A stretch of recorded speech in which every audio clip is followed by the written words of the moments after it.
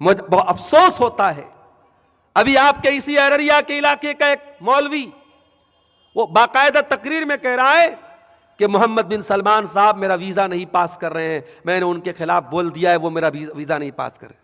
ابے جاہل، جھوٹے، مکار، کتنا بڑا فراڈ ہے تو، کتنا بڑا جھوٹا ہے تو۔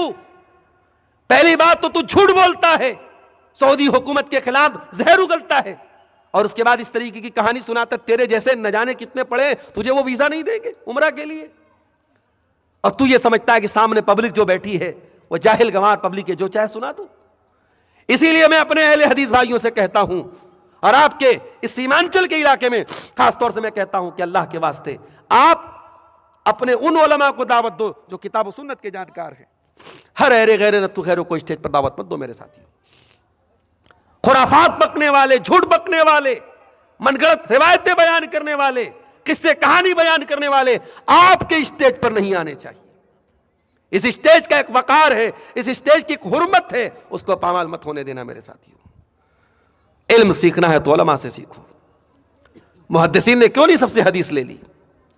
ان کا کیوں صحیح اور ضعیف کا فرق تھا؟ کیوں حدیثوں میں صحیح اور ضعیف کا فرق کیا جاتا تھا؟ اگر آپ کے اسٹیج پر ہر آدمی آ سکتا ہے، کوئی بھی بیان کر سکتا ہے، کوئی شاعر آ کر کے الٹی سیدھی شاعری پڑھ سکتا ہے، تو معاف کرنا یہ اسٹیج اہل حدیث کا اسٹیج نہیں ہے۔ اللہ کے پیارے نبی فرماتے ہیں ان اللہ لا يقبض العلم انتزاعا ينتزعه من العباد۔ قیامت کے پہلے ایک ایسا دور آئے گا اللہ تعالیٰ دنیا سے علم کو اٹھا لے گا۔ سوال پیدا ہوا علم کیسے اٹھے گا؟ کیا کتابیں ختم ہو جائیں گی؟ کیا مدرسے بند ہو جائیں گے؟ کیا لائبریریاں بند ہو جائیں گی؟ فرمایا نہیں، لائبریری بھی موجود ہوگی، کتابیں بھی ہوں گی، لیکن اللہ تعالیٰ علماء کو اٹھا لے گا۔ علماء دنیا سے دھیرے دھیرے چلے جائیں گے، حتی اذا لم یبقی عالما، یہاں تک کہ جب علماء چلے جائیں گے اتخذ الناس رؤوسا جہالا، لوگ جاہلوں کو مفتی بنا لیں گے، لوگ جاہلوں کو اسٹیج، میں آج کی زبان میں ترجمہ کر رہا ہوں، لوگ اسٹیج دے دیں گے جاہلوں کو، جاہل مسئلہ بیان کرے گا، جاہل حلال بیان کرے گا، جاہل حرام بیان کرے گا۔ ارے جو خود قرآن و حدیث کا جانکار نہیں ہے وہ آپ کو حلال و حرام بتا رہا ہے، وہ مسئلہ بتا رہا ہے۔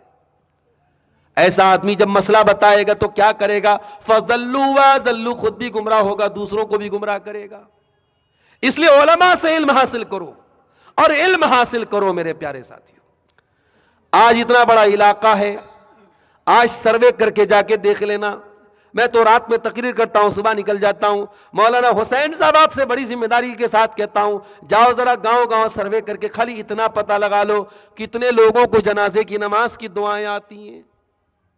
جو جلسے میں سب سے آگے آگے رہتے تھے، جن کے موبائل پر علماء کے بیانات موجود تھے، ان کو بھی جنازے کی نماز کا طریقہ نہیں آتا، جنازے کی نماز کی دعائیں نہیں آتی۔ کتنے افسوس کی بات ہے، باپ مر گیا، بیٹا کھڑا ہو کے جنازے کی نماز پڑھ رہا ہے، وہ اس قابل بھی نہیں ہے